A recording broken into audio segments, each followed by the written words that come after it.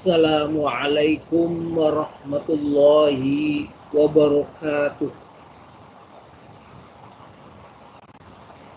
Selamat pagi buat semuanya, seluruh sivitas akademik MAN 2 Cirebon.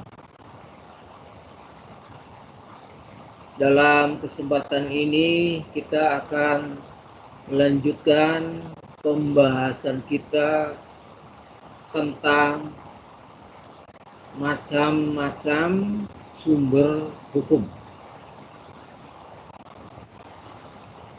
Ada dua macam sumber hukum. Yang pertama, sumber hukum muttafaq, terdiri dari Al-Quran, hadis, ijma, dan qiyas. Yang kedua, sumber hukum yang mukhtalaf, sumber hukum yang diperselisihkan. Ada berapa? Ayo, masih ingat? Ada 8. Yang pertama adalah saddu dzari'ah. Apakah yang dimaksud dengan saddu dzari'ah?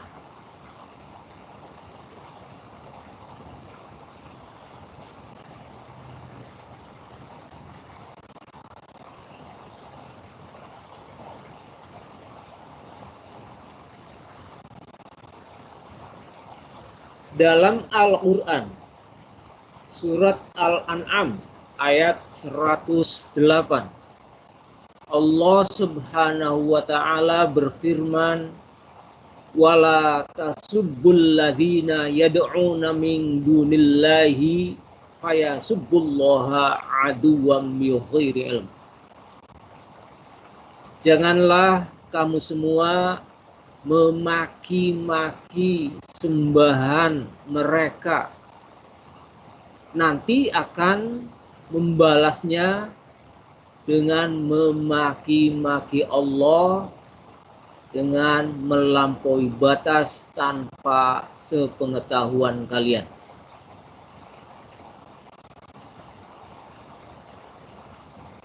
Kita semua tahu bahwa hanya Allah lah yang berhak untuk disembah.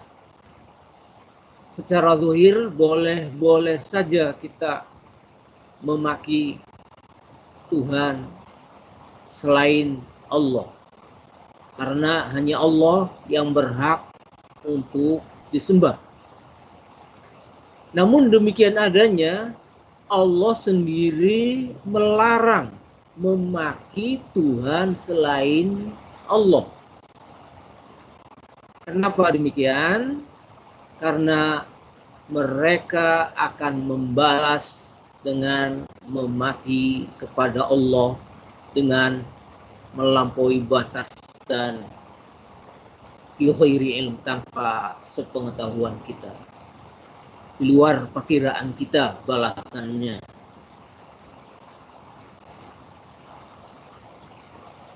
Larangan memaki terhadap Tuhan selain Allah, demikian yang dimaksud oleh Syekhina Asy-Syaukani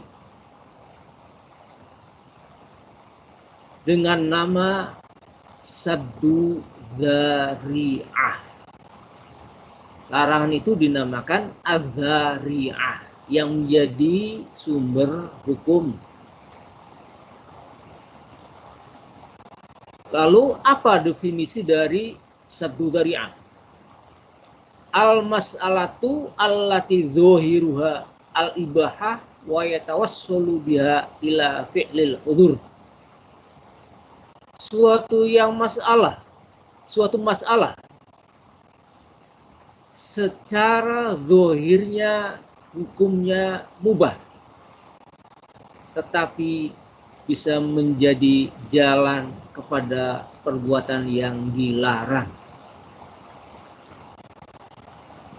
Ini yang dinamakan dengan az-dzari'ah, saddu dzari'ah, menutup jalan yang bisa menuju pada perbuatan yang haram, sekalipun perbuatan itu pada zahirnya boleh-boleh saja.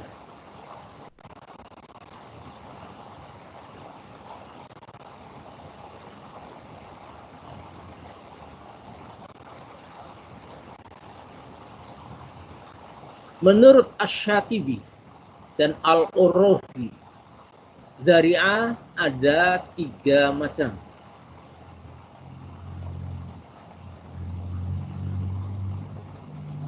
Tadi yang kita bahas memaki berhala, memaki Tuhan selain Allah,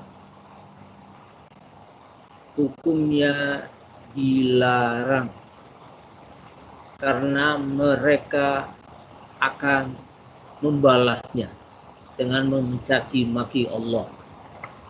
Ini yang kedua ya. Kemudian ada yang tidak dilarang. Seperti halnya kita menanam anggur. Anggur ini bisa dijadikan khamr. Ada kemungkinan untuk dijadikan khamr. Tapi kemungkinan itu sangat jauh, maka tidak dilarang. Yang ketiga, yang tengah-tengah, yang diperselisihkan.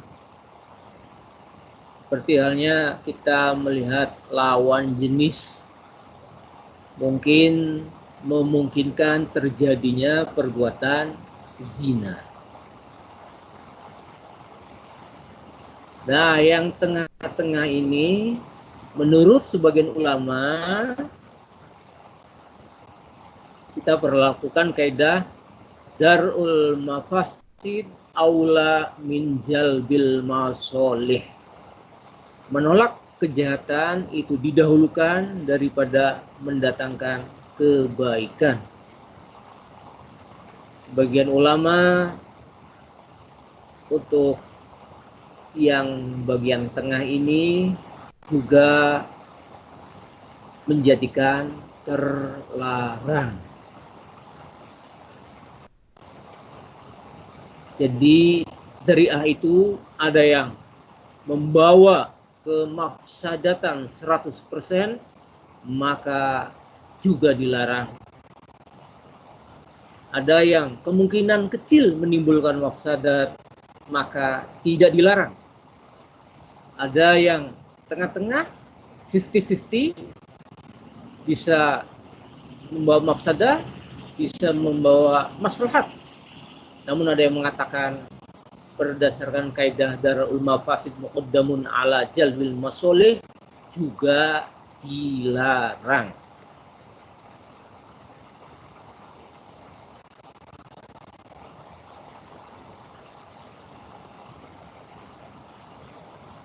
Sekarang bagaimana kedudukan kehujjahan saddu dzari'ah sebagai sumber hukum? Menurut Malikiyah dan Hanabilah, mereka menerima saddu dzari'ah sebagai hujjah, sebagai sumber hukum. Sedangkan Hanafiyah, Syafi'iyah, dan Syiah, mereka menerima dalam hal tertentu saja, dan dalam masalah yang lain menolaknya.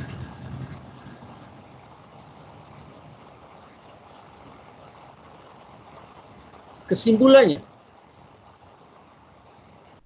ketika perbuatan itu mubah, tapi bisa mendatangkan mafsadat yang ada dalam nas, maka hukumnya bisa menjadi haram.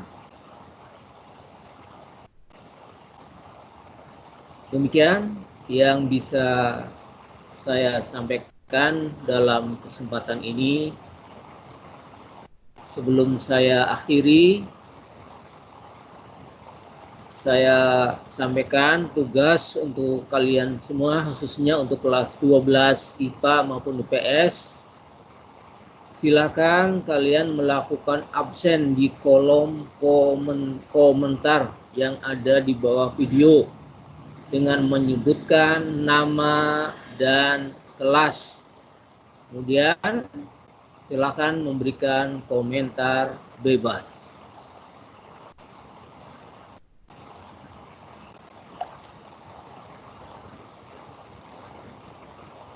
Tetap semangat belajar walaupun dalam jaringan.